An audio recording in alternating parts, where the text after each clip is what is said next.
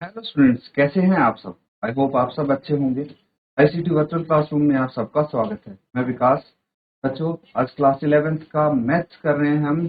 और ये बच्चों आपका अरेंजमेंट लेक्चर है। तो आज हम मैथ्स पढ़ेंगे क्लास 11th में, ठीक है। तो आपका सेट्स चल रहा था, समुच्चय चल रहा था, इसी चैप्टर को कंटिन्यू करेंगे। तो सबसे पहले एक बार हम रिकैप कर लेंगे कि पिछले सेशन में हम क्या कर रहे हैं, ठीक है। तो पिछले सेशन में बच्चों हमने एक तो सीखा था कि एप्सिलॉन क्या होता है, ठीक है। बिलोंग्स टू बोलते हैं इसको, क्या बोलते हैं, बिलोंग्स टू। और अगर डज नॉट बिलोंग्स टू होता तो हम क्या करते यूज। तो उसमें बच्चों ये जो एप्सिलॉन बनाते हैं, ऐसे अगर काट देंगे तो डज नॉट बिलोंग्स टू।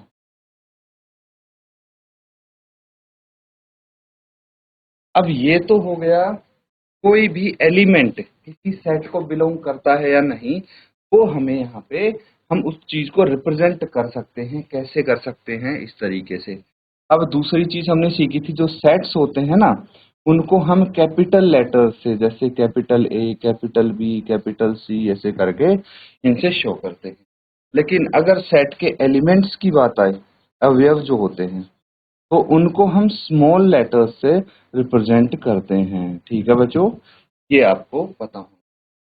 अब इसके बाद जो सेट्स होते हैं उनको कितने प्रकार से हम रिप्रेजेंट कर सकते हैं, टाइप्स ऑफ सेट्स आप बोल सकते हैं, वो हमने पिछले सेशन में किया था। तो एक होता है रोस्टर फॉर्म, या फिर टेबुलर फॉर्म, या फिर लिस्टिंग मेथड इसको बोल देते हैं, ठीक है। आपकी नोटबुक में रोस्टर या टेबुलर फॉर्म से ही क्या होगा। इसको हम सारणीबद्ध रूप, सारणीबद्ध रूप बोलते हैं।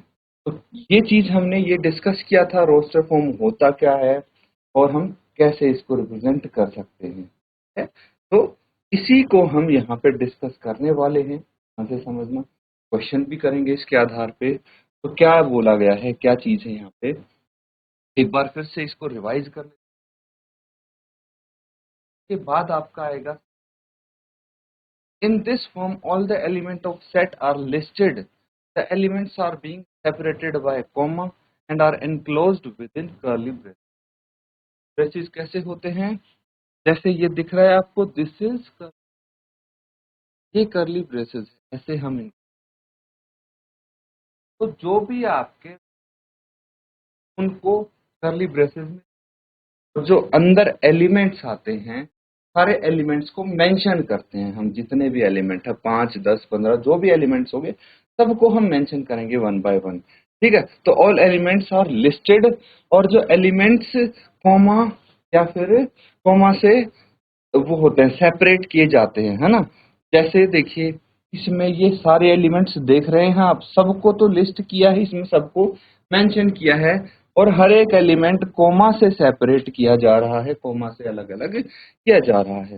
ये कंडीशन होती है कि रोस्टर फॉर्म। भाई कोई आपको अगर सेट दे दिया जाए तो पहचानेंगे कैसे कि ये रोस्टर फॉर्म में है या फिर ये सेट बिल्डर फॉर्म में है। तो वो कंडीशंस यहाँ पे दी हैं कि ऐसे फॉर्म में अगर दिया होगा कोई सेट तो वो रोस्टर फॉर्म में होगा, इसीलिए आपको पता होगा।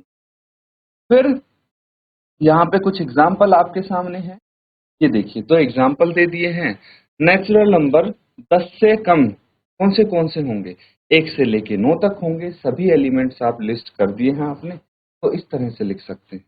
दूसरा, set of prime number. Set of prime numbers क्या होता है भाई, सबसे छोटा प्राइम नंबर 2 हो गया, फिर 3, 5, 7, लेकिन ये प्राइम नंबर तो इनफाइनाइट तक जाते हैं।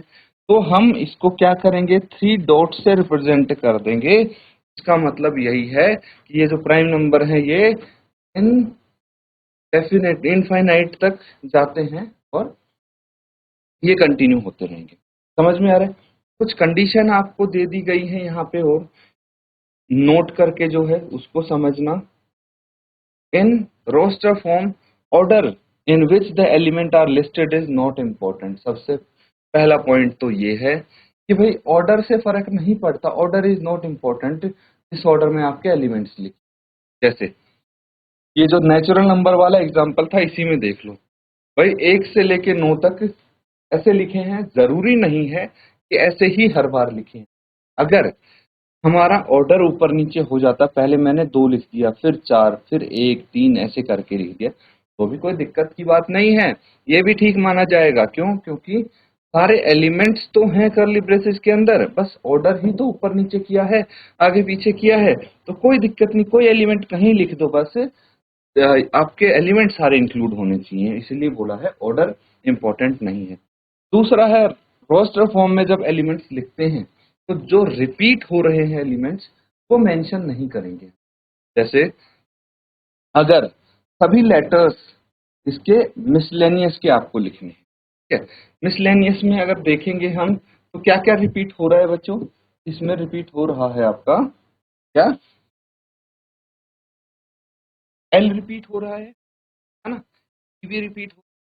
तो यहाँ पे अगर हम इनके एलिमेंट्स लिखें तो सिर्फ एक ही बार एल लिखेंगे, एल 2 बार नहीं आएगा, क्योंकि इसमें 2 बार है तो इसमें भी 2 बार लिखें ये जरूरी नहीं है, हम एक एलिमेंट एक ही बार लिखेंगे। समझ में आ रहा है? तो इसको आप नोट डाउन कर लेंगे, फिर कुछ यहाँ पे क्वेश्चंस हैं उनको हम सॉल्व करने की कोशिश करें।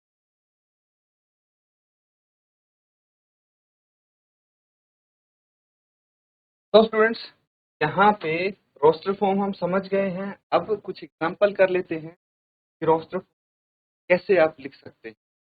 ठीक है, तो सबसे पहले एक एग्जांपल है आपके पास, write the set of all vowels in English alphabet which proceeds S. तो बेसिकली यहाँ पे ये बोला गया है कि आपको वोवेल्स लिखने हैं, सारे वोवेल्स लिखने हैं जो इंग्लिश अल्फाबेट्स में होते हैं। तो कौन से होते हैं? ए, ई, आई, ओ, एक होता था यू, ठीक है, लेकिन कंडीशन दे दी, यहाँ पे कंडीशन क्या दे दी कि वही वोवेल्स लिखने हैं जो एस को प्रीसीड करते हैं। प्रीसीड मतलब क्या हुआ? प्रीसीड मतलब हुआ बच्चों कि एस से जो पहले पहले आते हैं, तो ए आता है एस से पहले, ई आता है, आई आता है, ओ आता है, लेकिन यू तो एस के बाद आता है, ये हमने यू नहीं लिखा, नहीं तो 5 वोवेल्स होते हैं इंग्लिश अल्फाबेट में, हमने सिर्फ 4 ही लिखे हैं बिकॉज ऑफ दिस कंडीशन। समझ में आ रहा है? ये आप ये क्या आ गया सेट आपका रोस्टर फॉर्म में, ठीक है, सारे एलिमेंट्स हमने यहाँ पे मेंशन कर दिए, इस तरह से लिख सकते हैं। तो इसको नोट करेंगे, फिर हम आगे और एग्जांपल्स करें। ठीक है, चलिए अब हम आगे देखते हैं और एग्जांपल्स। तो ये है बच्चों एक डिस्क्राइब द फॉलोइंग सेट इन। तो यहाँ पे देखिए सेट बिल्डर फॉर्म में आपको दिया है, ये वाले एग्जांपल का हम डिस्कस करने वाले हैं सेट बिल्डर फॉर्म क्या होता है, इसको थोड़ा डिटेल में हम डिस्कस करेंगे। सबको दिख रहा है? ठीक है, ये है बच्चों सेट बिल्डर फॉर्म। अब क्या होती है, इसको बोलते हैं समुच्चय।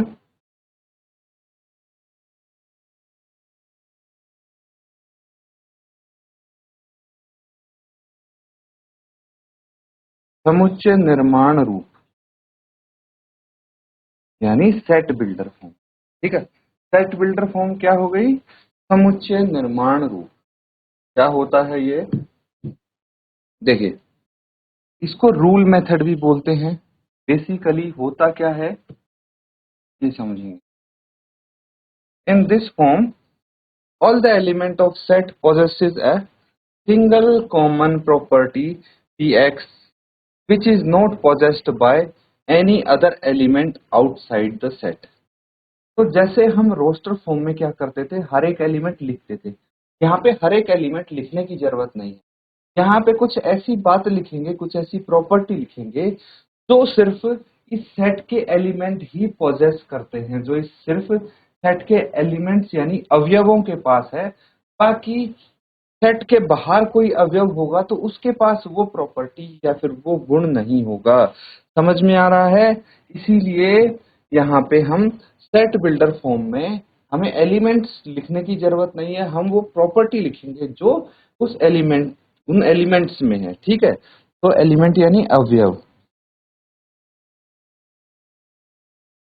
ठीक है, in such a case the set is described by x belongs to px hold. px क्या है, यहाँ पे हमने px इसको रिप्रेजेंट किया है जो प्रॉपर्टी होती है जो ये एलिमेंट होल्ड करते हैं। तो हम ऐसे लिखते हैं इसको x सच दैट जो प्रॉपर्टी है वो मेंशन कर देते हैं। चलिए आगे हम करके देखेंगे तो और बेहतर तरीके से आप समझ।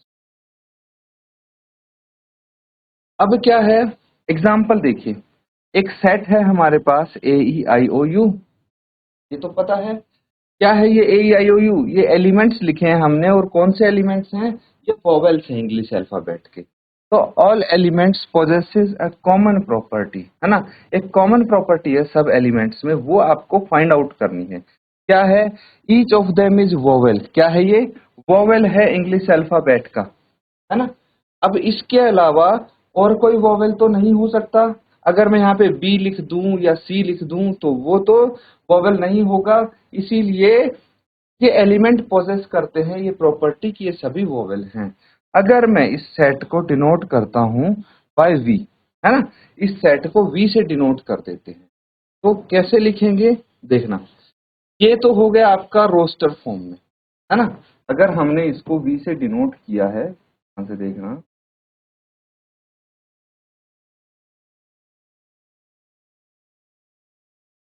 ए ई आई ओ यू,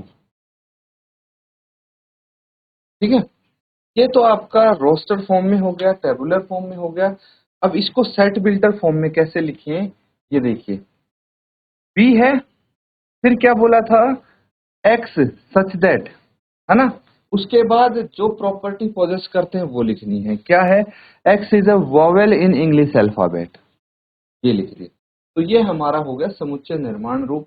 हमने एलिमेंट्स इसके मेंशन नहीं किए, लेकिन ऐसी प्रॉपर्टी मेंशन कर दी जिससे हमें क्लियरली पता लग रहा है कि ए ई आई ओ यू के अलावा और कोई अल्फाबेट हो ही नहीं सकता। समझ में आ रहा है, इस तरह से हम इनको यहाँ पे मेंशन कर सकते हैं। अब ये चीज समझना, the set of all x such that x is a vowel in English alphabet, ऐसे ही लिखते हैं, है ना, ऐसे ही इसको बोलते हैं। मैंने बताया आपको कि the set of all x, सभी एक्स का सेट है, such that x is vowel in English alphabet. कुछ एग्जाम्पल और करेंगे हम, पहले इसको एक बार नोट डाउन कर लीजिए बच्चों। ठीक है, सेट बिल्डर फॉर्म क्या होता है, फिर कुछ एग्जाम्पल्स करेंगे।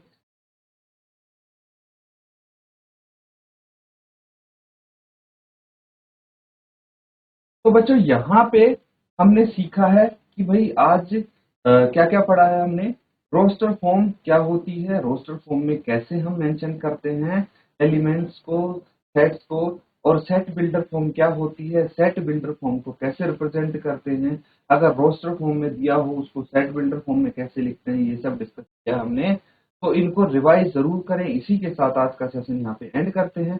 Thank you and have a nice day.